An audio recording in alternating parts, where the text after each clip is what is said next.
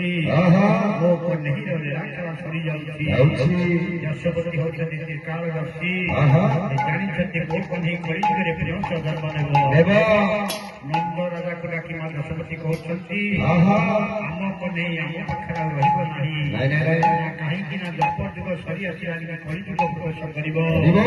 ଲୀଳାଖେଳା କରିବା ପାଇଁ ସେ କଳିଯୁଗରେ ପ୍ରିୟଂଶ ଜନ୍ମ ନେବ। ଦ୍ୱାପର ଯୁଗ ଶେଷରେ କଳି ପ୍ରବେଶିବ ମୋର କାହ୍ନୁ ନବଦୀପ ଧାମେ ଜନ୍ମ ନେବ। ମୋର କାହ୍ନୁ ନବଦୀପ ଧନୁ ଜନ୍ମ ନେବ। ମୋର କାହ୍ନୁ ନବଦୀପ ଧନୁ ଜନ୍ମ ନେବ।